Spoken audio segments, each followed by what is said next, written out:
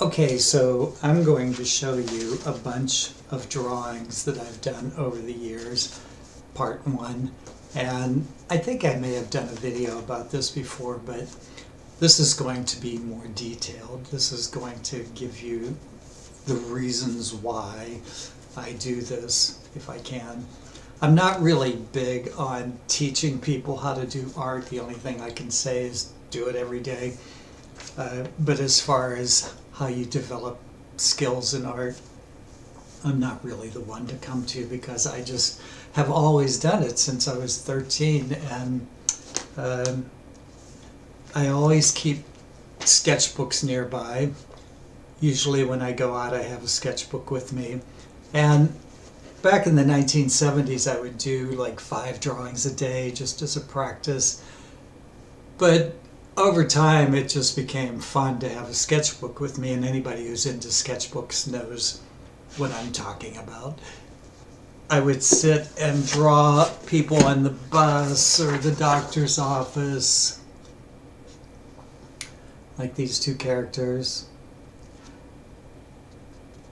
I ended up dating him. Oh, well, that's another story. And so, yeah.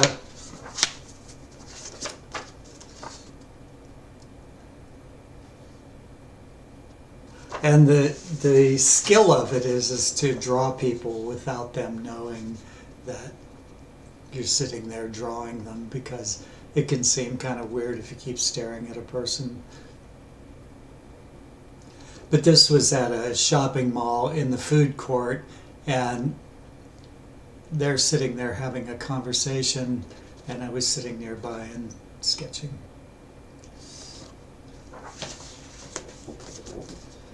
This woman was giving a lecture on, she worked, I think, for the CIA or something under the Bush administration, and she was giving a lecture, and I sketched her while she was talking.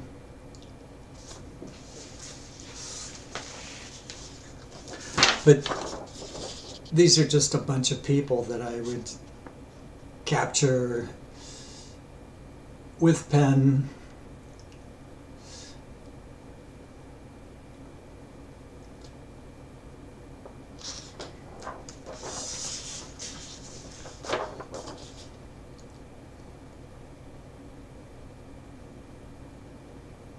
I really like that one down there.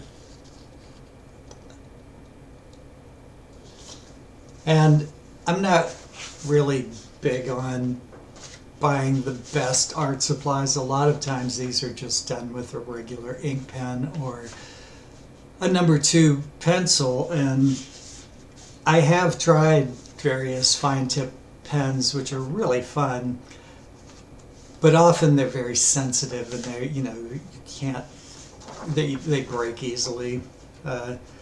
I tried rapidograph pens. This here is done with a rapidograph pen. You can see that I tried it. Oh well. Anyway, but they always got clogged up, and I've tried the Micron fine pens, and they're just so fussy. So yeah, usually I have like a number 2 pencil, and I've done lots of drawings with ink pens or Sharpie markers. I began to do these drawings while people were performing, and then I would show them the drawing afterwards, and they were always like, "Oh, I really like that." So she used this for an album cover.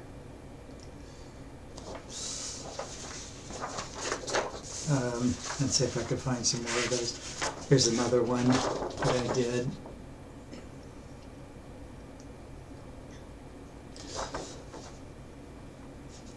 And some more people that I saw just sitting around somewhere, probably on the bus, probably sitting on the street drawing, people going by. There's a whole subculture of sketchbook artists, and it's really fun when you meet each other and you can share what you've been doing. little, this was at my friend Lee's house. I was sitting in her kitchen.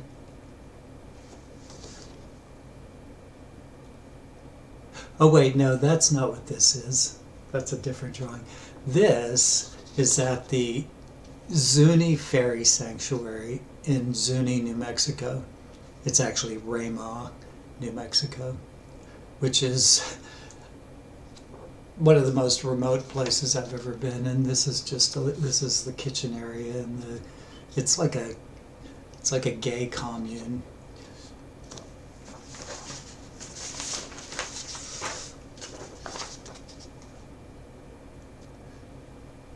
I would sit in the car and just draw whatever was in front of me. This is when I lived in Tucson. That's, if you are going to practice art, that is a really good way of doing it. Just don't get, I have to have everything just so. Just draw whatever's in front of you. So that's my artistic wisdom for the ages. And then I would get people to sign my sketchbooks. I would go to concerts or lectures, and afterwards I would ask them to sign my sketchbook. And this is from Leslie Feinberg, and he was a union labor organizer, wrote a lot of books about it, but also transgender, wrote books about that. Stone Butch Blues is one of his books. And Leslie was giving a lecture in Tucson, but afterwards was at the Gay Community Center, and I was there, and it was just the two of us, and I got to sit and talk with him for about an hour or so, and then I said, "Would you sign my sketchbook?" And then I just do. The fun of these sketchbooks is that you can just let your imagination go free, and because it's not like you're wasting a lot of resources to do it. And that's another thing I like about it, is that you can just pick up a regular ink pen or a number 2 pencil and make art on paper. Here's another one. This is Alison Bechdel, and she wrote Dykes to Watch Out For, and then she did a book about her father that turned into a big hit, and she I think they did a play about it. And anyway, Allison came to Tucson and gave a talk at the library, and I was first in line afterwards. She was talking to people and and selling her books and stuff, and I came up to her and I said, "Oh, would you sign this?" I had done this drawing of her, and I said, "Would you sign this for me?" Well, there's like 100 people in line behind me, and so she signs it, but then she starts going through my sketchbook page after page after page, and all these people are like, "Okay." But she was really into looking at my drawings, and she said, "Oh, these are really good." So, and this was Sabra Falk, I think. Yeah, Sabra Falk. And I did this while she was performing at a cafe in Tucson, and I got her to sign it. And then she used this for a CD cover.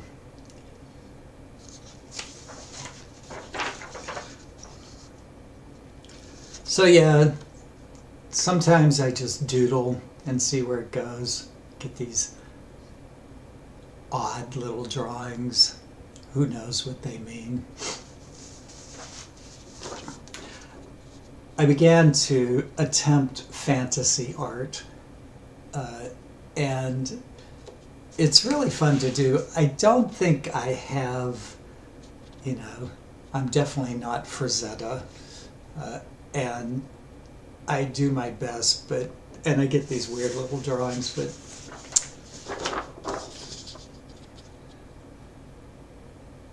I'm not sure their place in the world as far as genre goes, as far as topical. What would you use this for?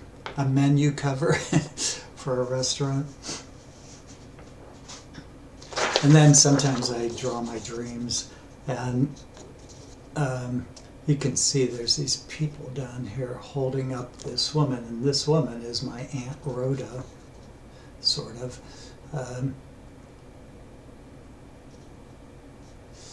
And she's just riding along sort of on this cloud of stuff, and these people are pushing her along. So here's an example of using pen. It's just these fine tip pens. This may have even been rapidograph. I'm not sure if this camera picks it up. But in here, there's all these really fine lines. And it's very fun to use that.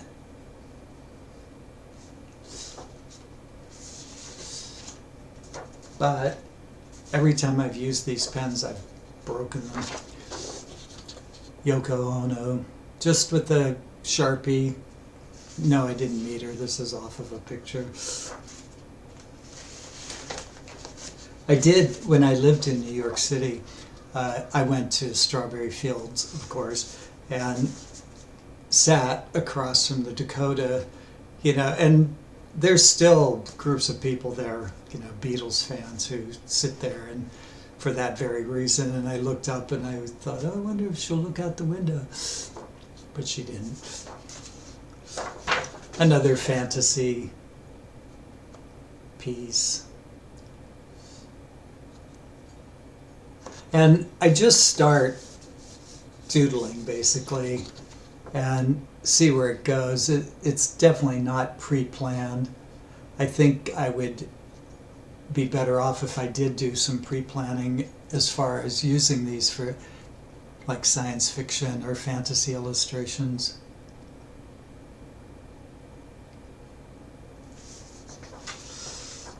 And then I do these, these are like hyper doodles. And this is with a pencil, and it's a particular type of pencil, and I forget the name of it, but it's very soft, and it's just really fun to do all these little curves and lines. And then I also do very dark art. What is this? This is also with one of those pencils, and we'll cover that part up there so that I don't get banned. Anyway, this is about oil and the people who own it. Oh, we got another little, oh my God. There, we don't want any naughty bits showing. Up, up, up, up, up. Another drawing. I used to drive my partner around everywhere he needed to go, and he would play drums with this group, and I would sit and wait for them, and again, just draw whatever was in front of me. This is a neighborhood in Tucson.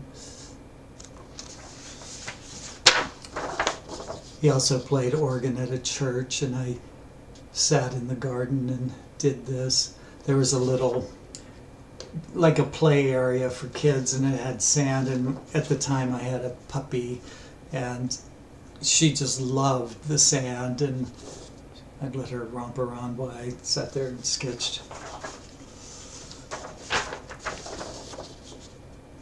And then, sometimes I would just try different things on one page.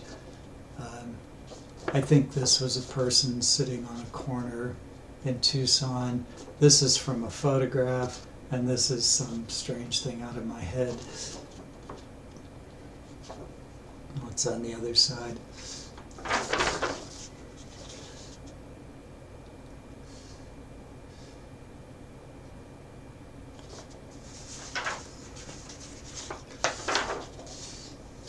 This woman I drew from life. This is from a photograph. So is this. They are both from photographs. I forget where she was. It may have been the library.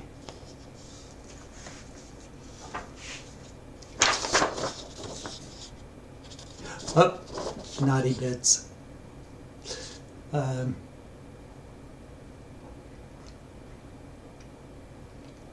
I had a cat named Godzilla, and he was this monster cat. And he had one goal in life, and that was to get out of the house and out of the yard. And it wasn't like he was abused or anything. He was treated like royalty, and it was like a game. And I would, in one yard, I set up a sprinkler, and there was a fence, and I blocked so he couldn't get over the fence. And the rest, I put a sprinkler up, and he just stood there, and he looked at that sprinkler, and he got up the courage, and he went right through it. So that's what this is all about.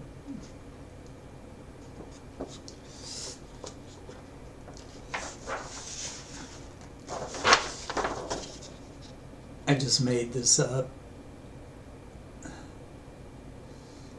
Oh, it's on the other side.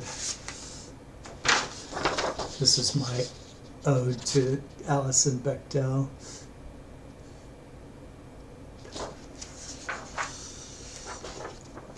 I'm not sure who he is. It's pencil. Oops. Another one of those hyperdoodles. Really fun to do. And again, I just sort of start somewhere and start drawing and then let it progress, evolve. When I lived in Tucson, I had the worst allergies from, I forget what tree it was. It was like a yellow tree. So that's the allergy goddess.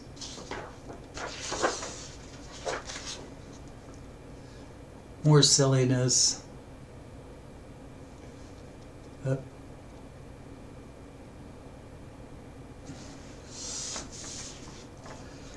And this is just, you know, another fantasy drawing. I mean, I kind of like the weirdness of them. And I think if I took this and then developed it into like a painting or something, I think that would work. These are friends. They were sitting in front of me at a cafe, and then these are just really bad drawings. More fantasy art.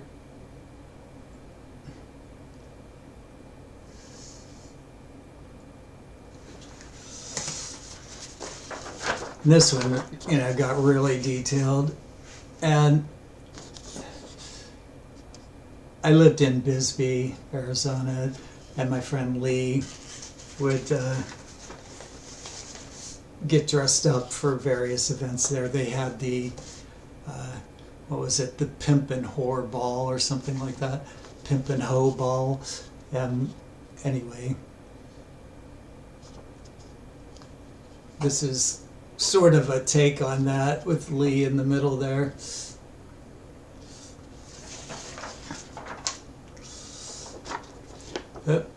Naughty Bits. This woman was sitting in a bus, and I was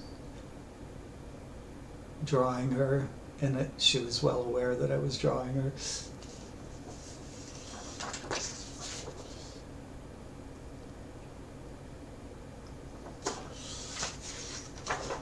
Another fantasy piece.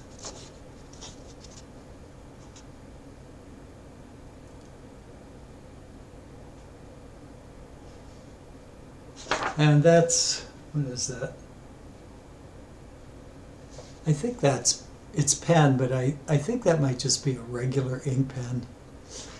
I had this one particular type of ink pen. It was like a $2 pen from Walmart that I really liked.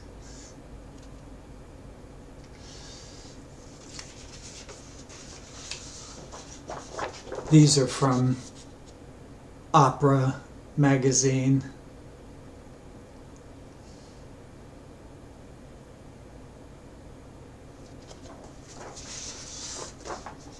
And this is I put my hand on the photocopier, right? Took a color photocopy, and then I used pen to draw in. So it looks like I inked my hand, but it's actually not. That's actually pen on the photograph. I'm so clever.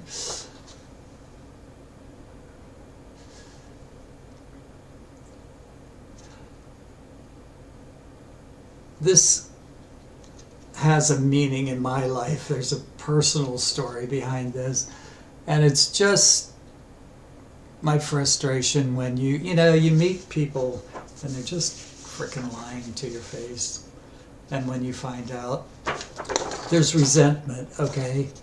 And that's what this is all about. When the lies come back to haunt you. And that's kind of the cool thing about these sketchbooks, is that they can be used as therapy, which I have done many times.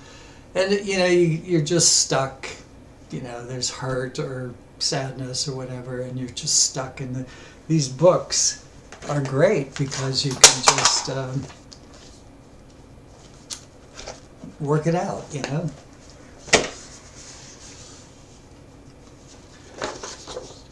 Another one, this was at my partner's drumming group, and I was sitting there waiting, and this was one of the drummers.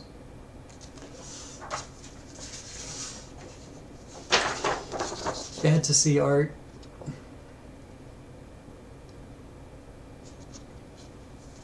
And I have an idea of what I'm trying to get to, and I just think that it would need to be developed more in order to get to the completed idea. This was at a street fair, like an art mart street fair, and this guy was standing there looking fine. There's I don't know what you call it, like a cult in Mexico called King Death, and if you look it up, you'll find what I mean. And this was my take on King Death.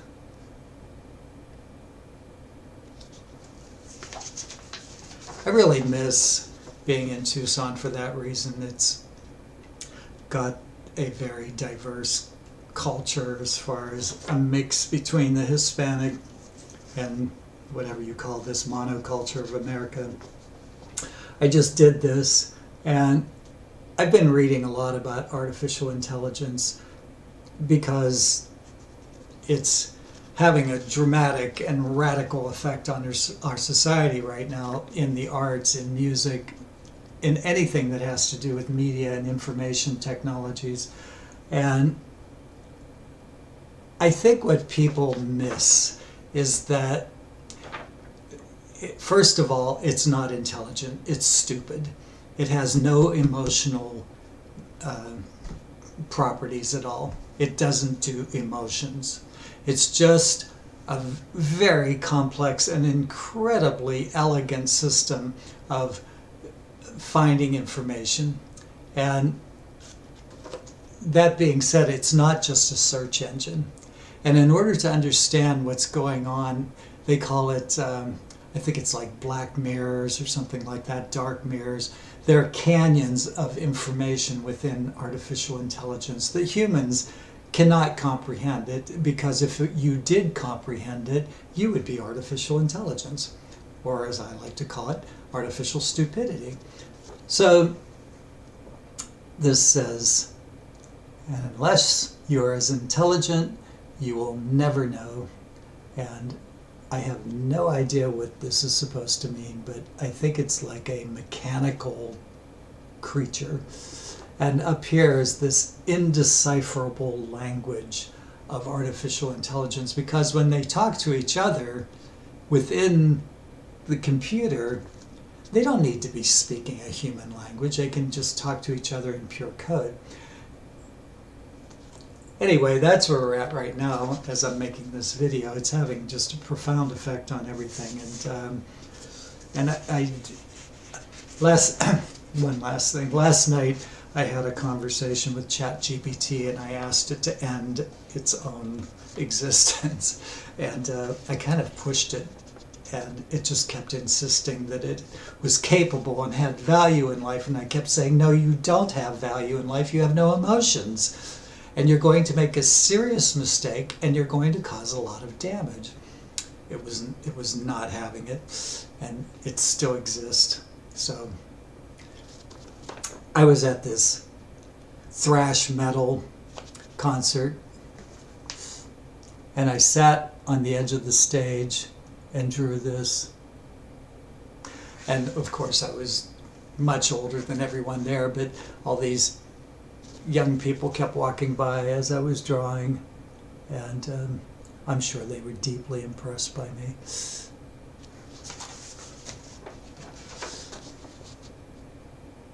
And this here is a good example of using a sketchbook as therapy, because over the past year I was watching TikTok videos of the horrors of genocide, and and it was being streamed live, and I called my representatives. I went to protests.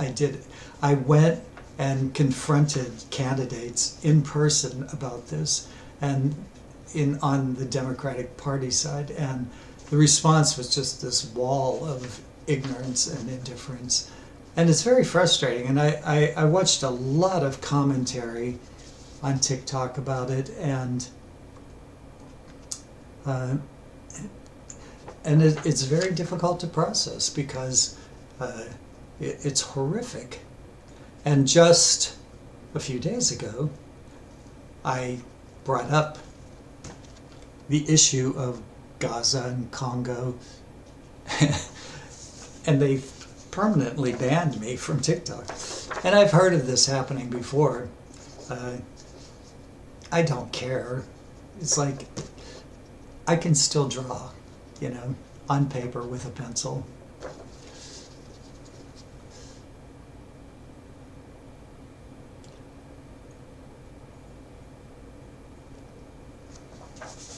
Need I say more? I also did this in response to the things I was seeing.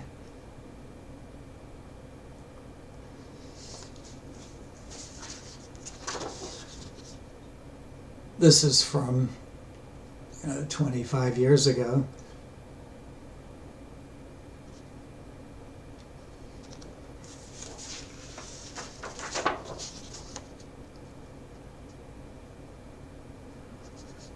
This leads into another topic, which is that all of my life I've had a problem with my health. I can remember back when I was in my early 20s having this problem where I just feel pain all over my body, and I'm hypersensitive to sounds and to lights, like fluorescent lights, and smells, and I reach a point where I just have these meltdowns, because it's just like this society is so intense, and these body pains are really debilitating. And so I used my sketch pad to do some drawings about it. Let me see if I can find the other ones. Trying to keep it on theme for you. Not doing a very good job at the moment. Oh well, I do have them. Do. Well, maybe we'll just.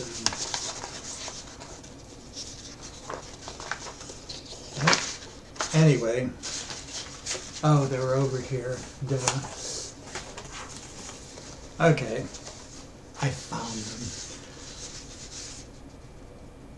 them. No hurry. Get another cup of tea. Well, I can't show those. All right, I promise I'm getting to it. He said. Okay.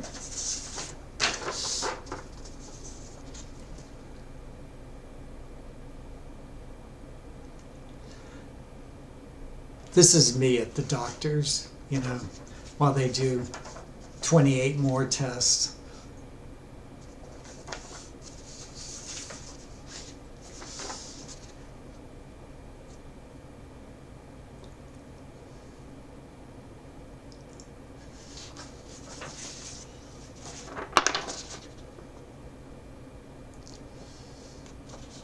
And this is called Anxiety Junkie. And this is how it feels to be on social media and watch how human beings treat each other. And not always, right? But yeah.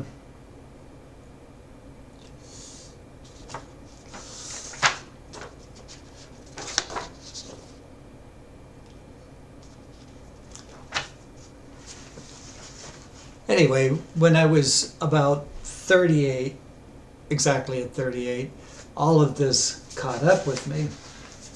And I just went into a complete meltdown and everything hurt all over my body. I was allergic to everything.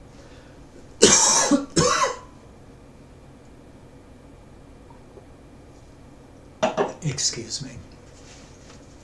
And so I ended up going to the doctor, and then another doctor, and then another doctor.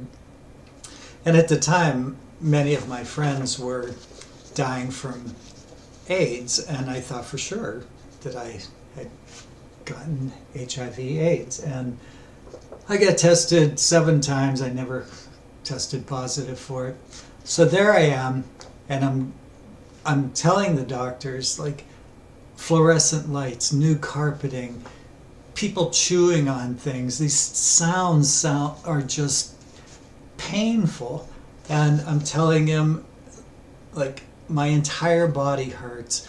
And they'd say, well, where? And I would tell them it's like every cell in my body is being ripped apart.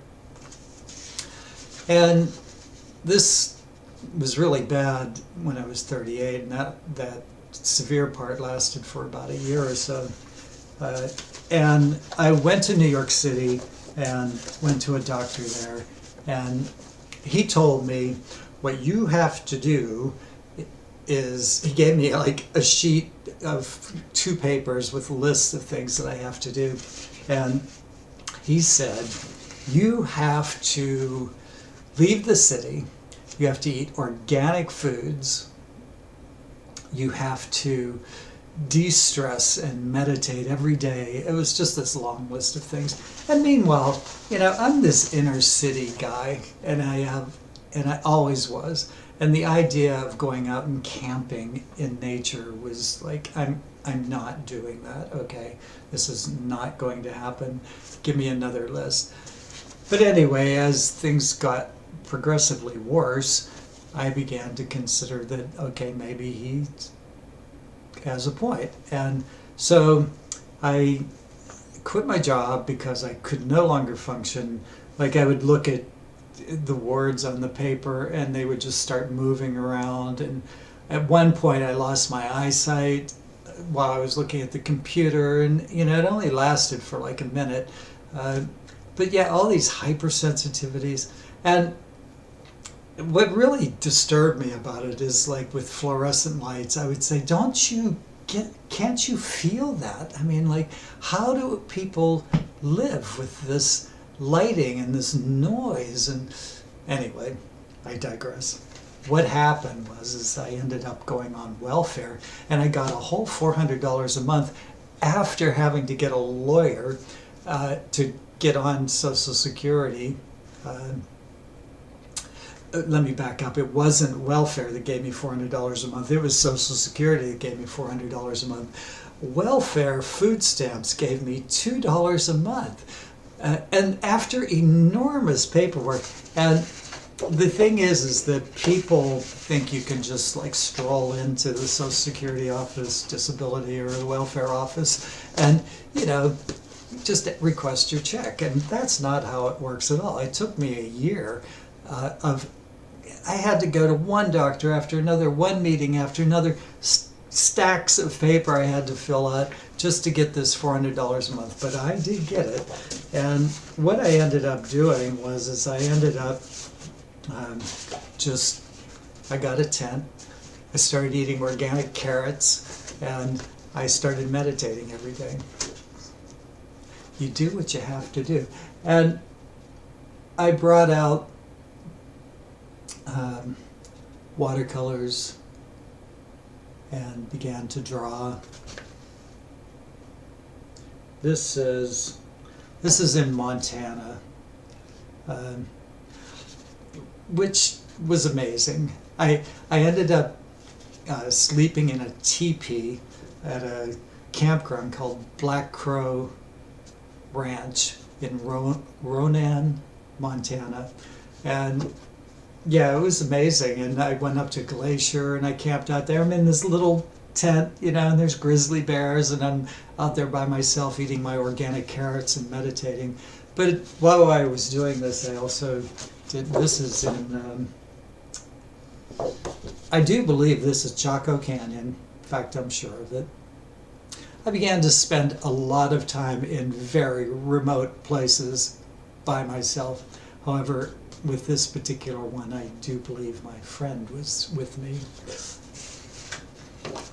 This is in Florida. This is Grayton Park. Just a beautiful, beautiful place. White sands, soft like powder, really pretty. This is in Nebraska. So I'm telling you, like, I'm out camping out in western Nebraska by myself in a little tent eating organic carrots. And what else would I eat? I had bread, and yeah, I did what the list said. And did it help? I would have to say that it didn't change the underlying condition. It just helped me to face it with less panic. This was an amazing place. This is a Horse Thief, what is it? Horse Thief Lake. And on the other side of this is Mount Rushmore. Just like down that way, down the road, and on the other side of these mountains, Mount Rushmore, which was truly one of the stupidest things I've ever seen. I think the only thing I've seen that's stupider than Mount Rushmore is the wall they built on the border of Arizona and Sonora. That's like the number one stupid thing I've ever seen in my life. The second most stupid thing was Mount Rushmore. So anyway, I looked at Mount Rushmore for like a minute, and then I drove up the road, and I got to this park, and it was amazingly beautiful. It was just, and oftentimes, I was the only one in these parks, and I think there may have been one or two other people there, but mostly it was empty. So yeah, I'd pull out my watercolors. So that's that story.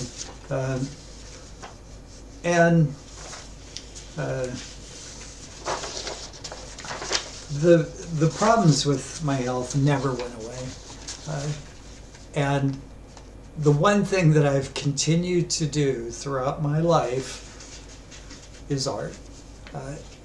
and music. But art has played a central role in keeping me alive, because these sketchbooks and the paintings I do, they create a narrative and like a study. You know, it's like, let's look at this aspect. Excuse me. Anyway, doing art creates a study, if you know what I mean by, like, if you're going to learn about microbiology, right? It's a study. And so you're not going to learn all of it in 1 week. So you learn the basic principles, and then you go in for a deeper dive into what all of the information is on that subject. And art is like that as well. I have been to many of the great museums in the world, and if I'm in a town and there's an art museum, I'm going. It never ceases to amaze me how beautiful art is. And sometimes I was just down in the Boston Art Museum, and I had to sit down because I was just so overwhelmed. The room of Monet's is, I mean, it's psychedelic. It's deeply, I don't know what the word is. It's just inspiring, and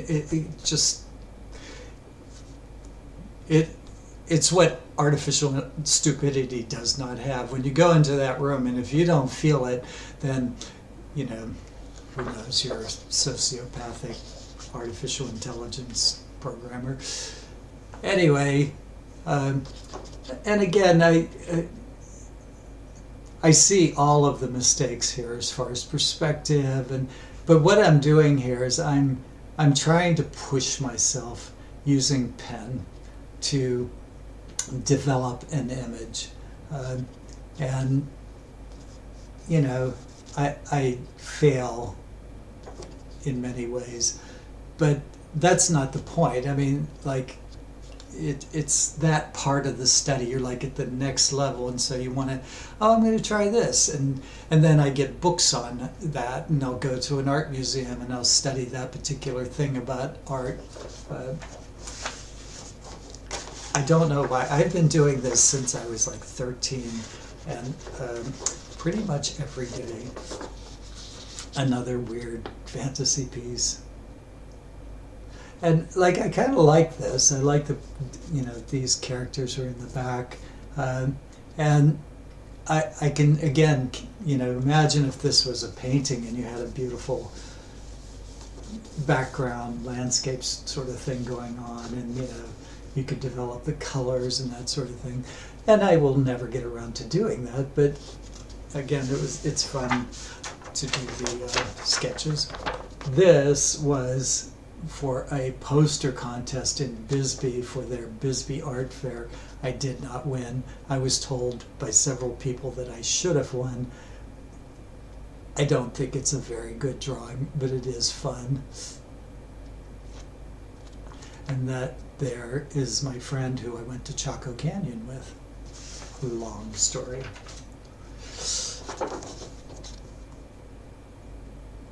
I did this when I was living in Oil City, and it's not meant to be body shaming, but it does come across that way, because, you know, bless their hearts, you know, I would be in the store, whatever, and the people with all these radical fascist t-shirts and stuff, you know, the white supremacy, and there were a lot of them, believe me, they always looked like this, you know, and I always wanted to say to them, well, what is it about you that is supreme? You know, you're the example of what everybody else should be. Please explain. I never actually said that to them, because why bother?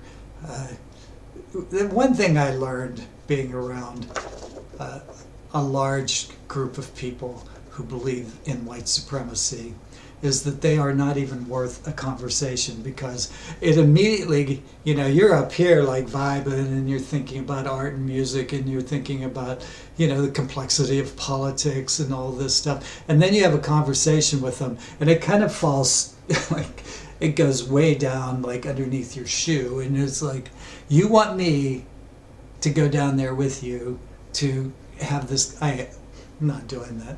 I learned that the best reaction to them is just ignore them.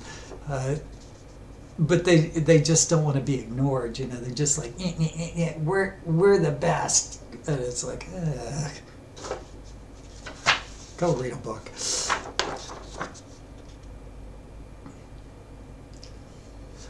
I did a drawing of him. It's not this one.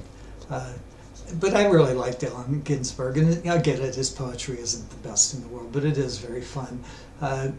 Anyway, I went to hear him speak and in Seattle, and I had done another drawing of him, like similar to this, and he was sitting at the end of the stage afterwards, and people were going up and, you know, and paying homage or whatever. And I gave him the drawing, and I said, "Oh, I made a drawing for you." And then I walked away, and then he said, "Hey, you, come back here." And so I went back, and he talked to me for a minute, I forget about what, and thanked me for the drawing. So yeah, Allen Ginsberg. I was in a movie theater, and these two guys were sitting in front of me, and they didn't have the makeup on, but they should have, because they were just very, very punk. This is the drawing of my friend Lee's kitchen.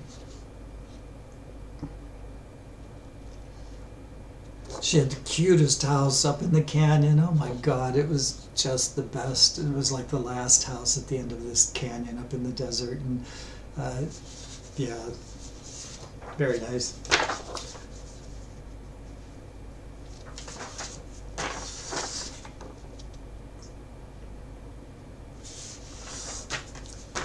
So, yeah.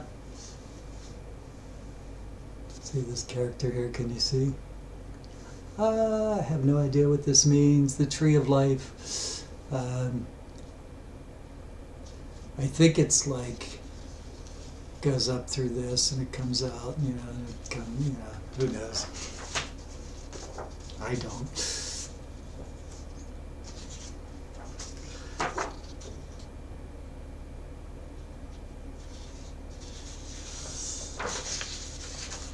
Just a few more, and then we're going to do part 2, because there's a whole other book of drawings over there.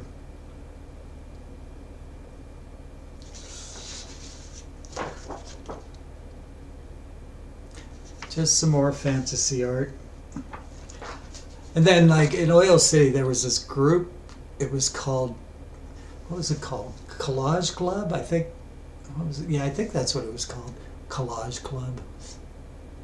And somebody there said, "Oh yeah, believe me, I was like isolated there, and socially it was very difficult because my religious and political views did not always match well with the people I lived around." But anyway, this guy I knew said, "Oh, you have to come to Collage Club." And out on this farm, in the basement of this woman's house, Deb, were this group of people, and they made collages. That was the theme. But you could do anything you want. You could draw, you could sew, you could do whatever you want. And there were probably 10 people who would show up every Tuesday to Collage Club. And I went for, I don't know, at least a year or so. And I did this, I drew this while sitting at Collage Club with these people. And the conversations were really amazing. It was all women.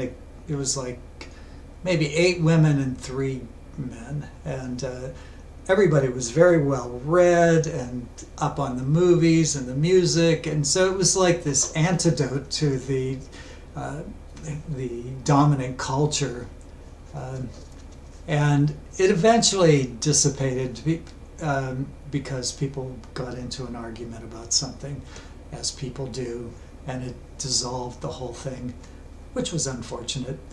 And I hope they all found peace with each other, because they really were an amazing group of people in this very stifling, suffocating culture. Collage Club. Anyway, join me for a glass of water. Municipal. Okay, stay tuned, because I think there's going to be more.